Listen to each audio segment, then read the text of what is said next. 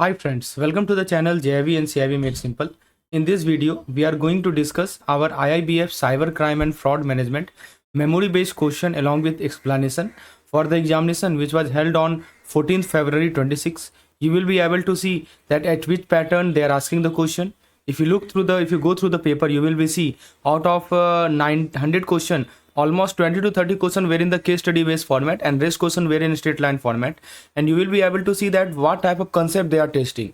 So I have this is the complete 45 page PDF which consists of almost 40 to 50 questions, right, which we have collected from the aspirant who have appeared in the examination.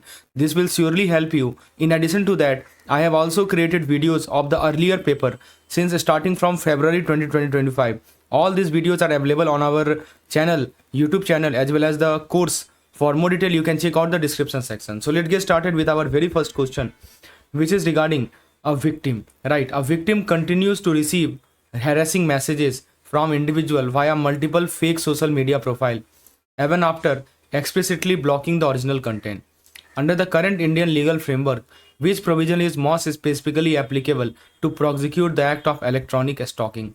Section 66 of IT Act, Section 354D of Indian Penal Code, Section 66C of IT Act, Section 503 of Indian Penal Code.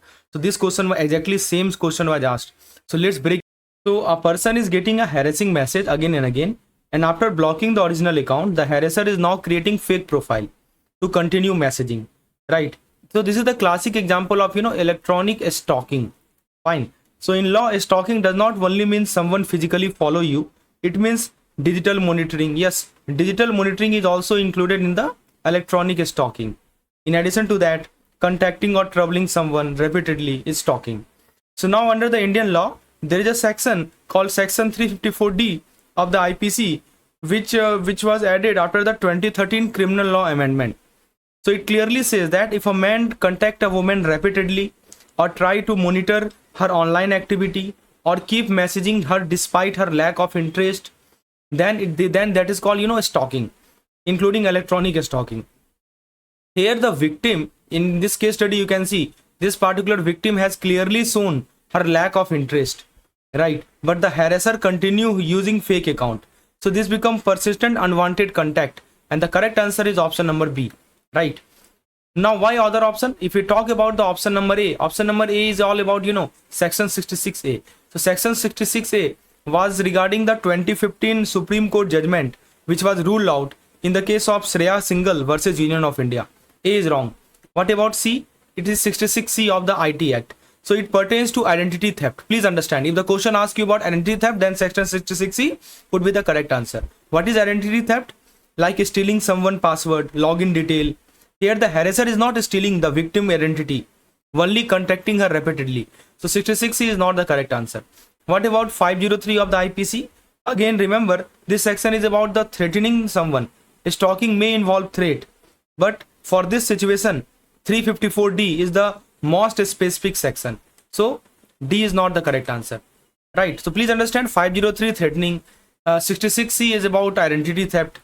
So what we learned from this discussion is that 354D is talk about stalking. Stalking may be physical, stalking may be electronic. Two type of stalking can be there.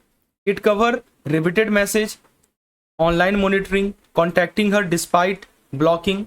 Then in addition to that, we also get to know 66A, which is invalid here, which was declared invalid, struck down by the Supreme Court in 2015. What about C? It's all about the identity theft, right? It is not about the harassment. What about 503? So 503 IPC is all about the threat, but specifically, not specifically a stalking. Right. Now friends, so let me tell you a trick to remember it. You can just remember it like this: 354D, like 354 disturbing, D for disturbing, right? So whenever someone disturb you again and again, just think of 354D. Now have a look at the next question. A user continue to monitor and contact a woman. I think we have discussed it. Yes, I think so. Let me skip this question. We have already covered it. Yes, let's look at this question. Question number 3. So what does this say? It says that a user attempt to purchase high-end gadget from a seemingly legitimate e-commerce website. After entering their credit card and OTP on the checkout page, the transaction failed with server error. Within minutes, the user received multiple alerts for unauthorized debit from their account. Investigation revealed website was a pixel perfect replica of the original brand. Which cyber attack vector? So in the course, you can see there is a separate folder for theory MCQ PDF, previous year question, almost 7 previous year question I have added, starting from February 2025, part 1, part 2. So each and every, you can see 22 to 25. So each and every question, inside each and every folder you will get question along with explanation, so that you can check out which topic are super important. In addition to that, I have added module wise quick revision PDF that help in the quick revision of this entire syllabus. In addition to that, there is a module wise theory and MCQ PDF. So you can get in the inside each module there are several units. Inside every unit you will get separate theory, a separate MCQ PDF. This will help you in the clarity of the concept. If you want to get access to this content, you can check out the link in the description section. So the user open a website. Okay, so the user open a website that look exactly like a real brand website. And what happened, you know, everything, the logo, the layout, the checkout page looks original, but actually it is a fake copy, right, made by the hackers. So what hackers have done, they have made the fake copy. So when the user enter their credit card detail, CVV, OTP, the website shows server error, transaction failed. But in reality, the details have already been captured and sent to the attacker, and within minute, money start going out of their account. This type of attack is called, you know, phishing. This is called phishing via page spoofing. Phishing via page spoofing. Why? Because phishing means someone tricks you into giving your personal or financial information voluntarily. Someone tricks you to give your personal or, you know, financial information voluntarily, right? And when I say page spoofing, that means creating a pixel perfect fake website. So you create a pixel perfect fake website. So together this become a social engineering plus fake web page attack. So if you look at the option, the most appropriate option is phishing via page spoofing. What is smishing? Smishing means phishing through SMS link. See, smishing is also a type of phishing, but when you are doing the phishing via SMS, that is called, you know, smishing. Fine. So even if the victim click the SMS link, the actual attack of stealing data happen in the fake website. Now what is MITM? MITM is the man in the middle attack. So it means the hackers sit between you and the real website. So this is you. This is you. And this is the real website. And you know, hackers sit in between. Hackers sit between you and the real website to intercept the data. And here, you know, no interception happened. The user was taken to a completely fake website, not the real one. So MITM is not a correct answer. Hackers sit between you and the real website. What is the SQL injection? See, it means hacking a website database by injecting the code. So basically what happened in SQL, that you are hacking the website database. How you are hacking the website database? By injecting malicious code. Here the attacker did not hack any database, they just tricked the user. So what we learned from this discussion is that, you know, a fake website designed to steal your OTP, card, number, password, that's called, you know, page spoofing. When the user gave data voluntarily due to deception, that's called phishing. Because of deception, the user voluntarily give the data, that's called phishing. And combined is called, you know, phishing via page spoofing. Smishing means phishing via SMS. Man in the middle, which means attacker intercept real communication. Attacker, what it does, they intercept the real communication. That's called MITM. And what is SQL injection? So basically hacking a database, not tricking a person.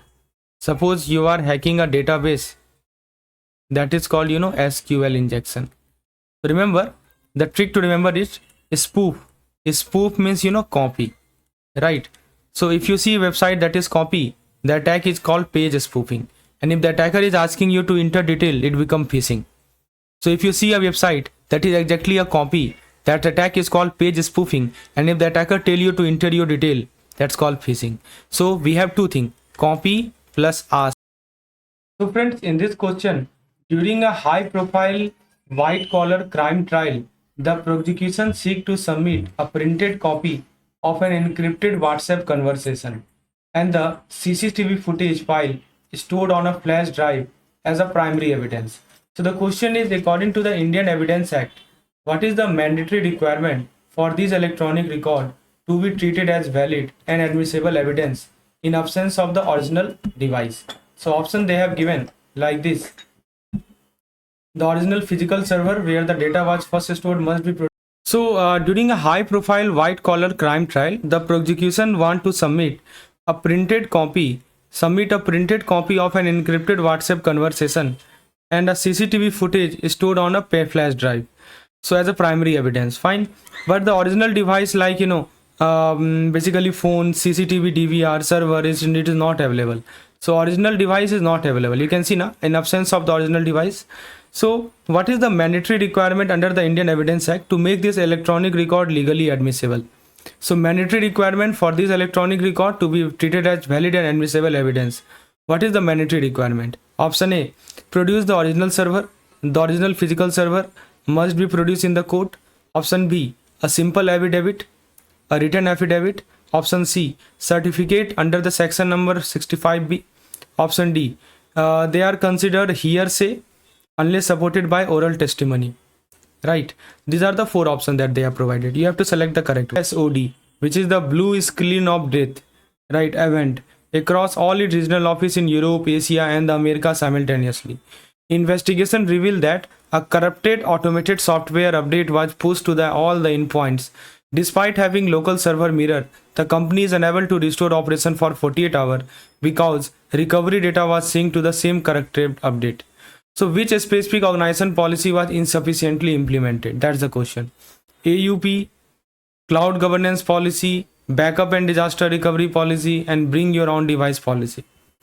So basically these are the options that they have provided. So let's make this very easy to understand what this question is all about. So what happened, this particular company, they pushed a faulty update. So there is a company and what it did, they pushed a faulty update, right? They push a faulty update globally, and what happened, all system crashed. Because of that, all system crashed, right? So that's called BSOD everywhere. This causes BSOD everywhere.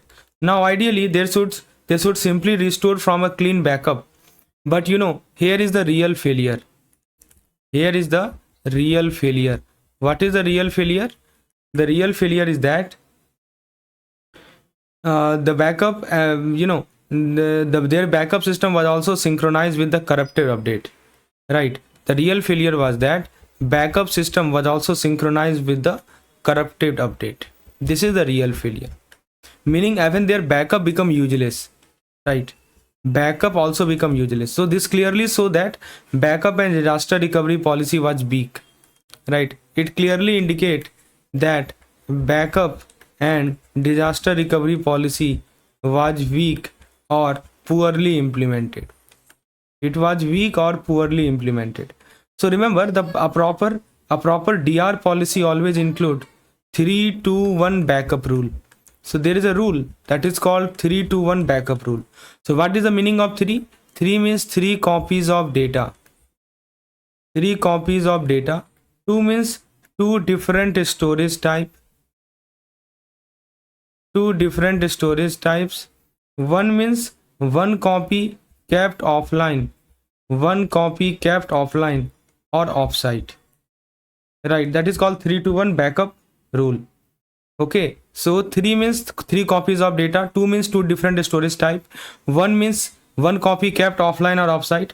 If they had an offline or air-gapped backup, the corrupted update would not have touched it, right? If they have offline or air-gapped backup, so in that case corruptive update would not have touched it. They could have simply restored clean data and avoided the 48-hour global shutdown, right? They could have simply restored clean data, right, and avoided the 48-hour global shutdown. So the root cause is the bad or inefficient DR planning.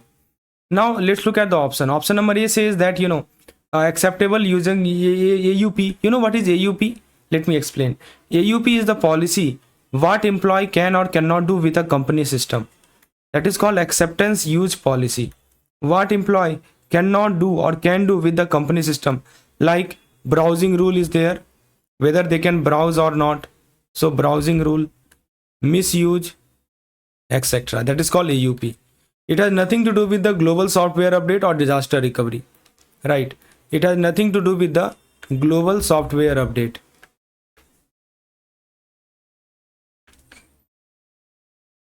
Now, second thing, so first is the acceptable use policy. So second thing is the cloud governance policy. So this manages cloud vendor use. When I say cloud governance policy, you know what does it mean?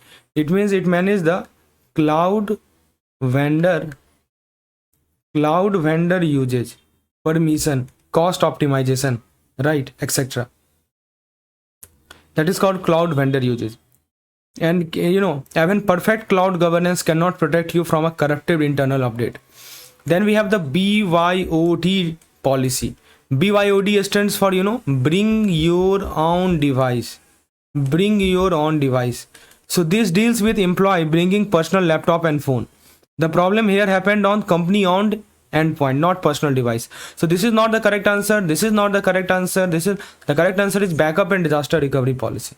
So when I say disaster recovery, it means if today fails, you should be able to go back to yesterday, right? That is the meaning of disaster recovery. If today fails, you should be able to go back to yesterday, right? And remember, for that, this rule which I told you, 3-2-1 rule is very essential. 3-2-1, 3 copies of data, at least one backup must be offline. 3 copies of data, 2 different storage type, and 1 keep offline. So at least 1 copy must be kept offline. And one more thing is that they never think that synchronization is backup. No, synchronization is not backup, right? Syncing speed corruption, no, but backup isolated. And then we have the DR failure, disaster recovery failure. It is inability to do point in time recovery. You are not able to do. Friends, the next question is, during a criminal investigation, the police recover a discarded mobile phone without a SIM card. To trace the service subscriber who last used the device, the investigator requested the network service provider for logs. So which unique 15-digit identifier is stored in the home location register used by the network to uniquely identify the user rather than the hardware? IMEI, IMSI, ICCID, and MAC address. Very good question. Let's break down the question. Basically, the police has found physical mobile phone, but the SIM card is missing. There is no SIM card, right? There is no SIM card. Now the service provider needs to identify who was using the phone last time. For this, the network check its database, and the database is called HLR. HLR called home location register. HLR is called home location register. Inside the HLR, the network stored a very important number that is called IMSI, which is called International Mobile Subscriber Identity, right? That is called IMSI, International Mobile Subscriber Identity. You know about it. This is a 15-digit unique number, and it represents the subscriber. It represents the subscriber. It means the customer. Subscriber means the customer. It does not represent the mobile phone. It represents the subscriber. It never represents the mobile phone. So whenever what happen, whenever a phone connect to the cellular network, suppose what happen, whenever a phone it connect to the cellular network, right? So it does not first tell the network that I am this phone. Instead, it tells the network. The phone is contacting to a cellular network. It does not tell that I am the phone. It tells that this is my subscriber identity. It tells that this is my subscriber identity, right? So that identity is called IMSI. So using the IMSI, the service provider can find the customer mobile number, their billing plan, their last known location, their call, SMS, data record. That's why the correct answer to this question is IMSI. B is the correct answer. What about vehicle charges number? It identifies the handset. It is not the subscriber, right? So please understand. We should understand each and every option, right? So IMEI, it is just it identifies the handset. It will tell you that okay, this handset is particularly what. If you remove your SIM, suppose you remove your SIM and put this into another phone, so what happen? IMEI will change. Fine. So but IMSI remains the same. IMSI remains the same, because that depends on the handset, because since you have changed the handset, so IMEI will change, but IMSI remains the same. What about ICCID? ICCID, that this is just a serial number printed on the SIM card, right? So on every SIM card there is a serial number printed, and it identifies the SIM as an object. Fine, it does not identify the SIM as a subscriber account, so this is also wrong. IMEI is also wrong. What about the MAC address? So MAC address, it is used for identifying the Wi-Fi and Bluetooth hardware. So Wi-Fi or Bluetooth hardware, it is used for Wi-Fi and Bluetooth communication. It has nothing to do with the cellular subscription identification. So the correct answer is option B only. So what we learned from this discussion is that IMEI, IMEI is it is the hardware, right? This is called International Mobile Equipment Identifier. This is the device, this is the handset. Then IMSI, just now we have talked about, IMSI is the International Mobile Subscriber Identity, and it is a subscriber, it is the user, it identifies the subscriber, it identifies the user. So it's used for identification of the subscriber, it is used for identification of the hardware. ICCID is the integrated circuit card ID. This is called integrated circuit card ID. This is the SIM card, right? This is basically the plastic SIM card. And MAC address is called media access control address. Its full form is media access control address. This is the Wi-Fi or Bluetooth or hardware. Fine. So the same thing has been summarized in this particular table. You can just go through it, right? So remember, one memory trick I can give you. You can remember this IMSI like I am subscriber identity. This way you can remember. I am subscriber identity. Fine, this way you can remember it. I am subscriber identity. So if it identify the subscriber, it must be IMSI. I hope everything is clear till now. Now have a look at the next question.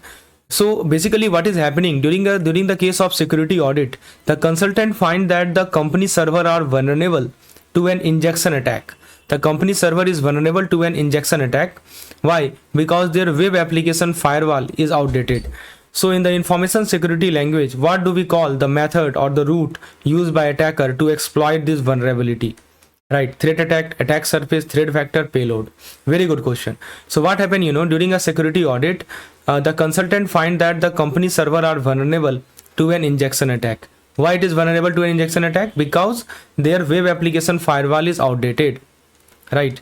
So what do we call it? Why do we call the method or route used by attacker to exploit the vulnerability? Threat, attack surface, threat vector, payload. Very good question, and let me explain each and every aspect.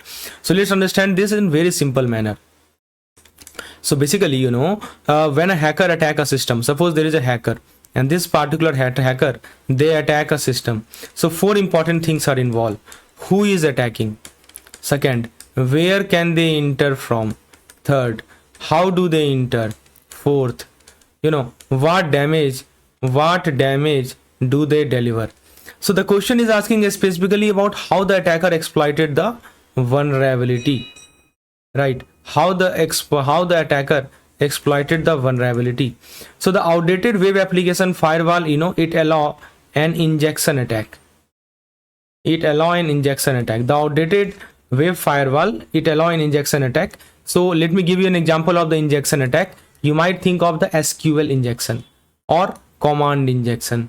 So both are the kind of injection attack. So now this method used to break in is what we call threat vector. Please note this. Fine, this is called threat vector. So basically threat vector is the route, threat vector is the pathway, right, that the attacker used to get inside the system. In this case, what is happening, the insider, the insecure web application, obviously this web application is insecure, right? So this insecure web application, it is the, it itself become the threat vector. This insecure web application become the threat vector, and the attacker use that weak point to cross the perimeter, right? Attacker use this weak point to cross the perimeter and attack the server. Fine. So the correct answer is the threat vector, C. What about option A, threat actor? Threat actor. So threat actor is the who, right? Please understand. What is the meaning of threat actor? Threat actor is the who part, means the person or entity performing the attack, someone who is performing the attack, right? That's called threat actor. It may be hacker, it may be inside employee, it may be cyber criminal group, but the question is not asking who, the question is asking how. This question is basically about how, not who. Option number B is the attack surface. So basically, you know, attack surface is the refers to all possible entry points. So what can be the possible entry point if we talk about the attack surface? So let me give you some example of the attack surface. Just wait a minute. So what can be the example of attack surface? So it can be the login page, it can be the APIs, it can be the open port, right? It can be database. So attack surface is the collection of all possible vector, right? All vectors combination, that's called attack surface. Then we have the last option, payload. C is the correct one, payload. You know what is payload?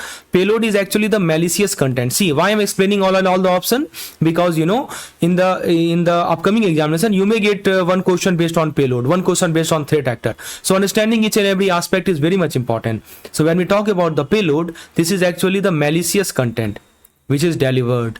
Fine.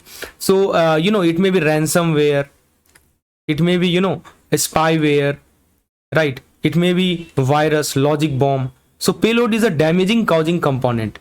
So here is the logical flow. What we learned from this discussion is that, let's have a look. So the logical flow is like this. Basically, first of all, we have the threat actor. Threat actor is the who aspect. Then after we identify the attack surface. Attack surface means where. This is the where aspect. Then after we choose a threat vector. Then after we choose a threat vector. Threat vector means how aspect. And then after we deliver the payload. We deliver the payload, that is what aspect. Fine. So who in this question, who is irrelevant? Where is the entire vulnerable environment? How? Yes, the question is about how. So the injection attack via the insecure web application, and that's called the threat vector. So one memory trick I can provide you so that you can remember it for a long time. This is the memory trick. You can think of the vector like, you know, vehicle, right? You can think of the vector like a vehicle. Just like a vehicle is the method you use to travel, similarly threat vector is the method that the attacker use, right, to enter into the system. So vector means vehicle, it means way inside the system. Easy to remember? Please hit the like button if you really think that this is adding value to your preparation. Now have a look at the next question. The next question is a very good question. Let's have a look. So basically what happened, you know, there is a company that suffered a data breach. Yes, this company suffered a data breach, right? Their proprietary source code stored on the cloud repository get leaked. So proprietary source code, right, get leakage of the proprietary source code. The forensic report shows that a former developer who left the company 6 months ago, right, basically was still able to log in because his admin credential were never disabled, right, because he was active. Now the question is, which security process failed here? Data encryption at rest, identity disprovisioning and offboarding, network segmentation, and cloud data residency policy. See, basically what happened, you know, in this case, there is an employee who left the organization 6 months ago, but the company forgot to disable his admin account. This means he still had the full access.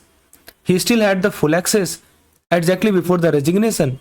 So he used those still active credentials to download the company confidential source code from the cloud. Yes, he downloaded the company confidential source code from the cloud. So when an employee resigns or is terminated, organization must disable all the logins, must revoke all the permission, must revoke access from cloud system, must disconnect integration with HR system. So you know, if this does not happen, right, very important thing, if this does not happen, right, old user become insider threat. So what happened, you know, old user, they become the insider threat. So the real failure is, you know, offboarding. The real failure is offboarding and deprovisioning, right, process. Yes. What is the correct answer? B is the correct answer. So, or what about option A? That is data encryption at rest. So if you talk about the option A, so when I say encryption at the rest, it protects the data. If someone steals a hard disk, server, or physical storage device, right? So encryption protect the data. But if a user has a valid login credential, encryption is automatically bypassed. The system decrypt data for authorized user and his credential were still authorized. So encryption cannot stop this breach. because encryption protect the data. If someone steal a hard disk, server, or physical storage device, then encryption will protect the data. But if the user has a valid login credential, how it can protect? What about option C, network segmentation? What is the meaning of segmentation? Let me explain. So basically, what segmentation do? Segmentation prevent an attacker from moving sideways. It prevent an attacker from moving sideways across the network. That's called lateral movement. It protect the lateral movement of the attacker. But here the developer himself has the direct he himself has the direct admin access. The developer himself has a direct admin access to the cloud repository itself, so no need for lateral movement. There is no need for lateral movement, right? He simply logged in normally with his admin credential, so here segmentation is irrelevant. What about cloud data residency policy? Yes, this policy deals with where the data is physically stored. This is the where aspect, country, religion, etc., or region. So it relates to the legal compliance, not the user access. So the key learning is that when I say this term deprovisioning means removing the access the moment an employee leave. So failure is that ex-employee admin account remain active, lead to data breach. Encryption cannot stop a user who has a valid credential.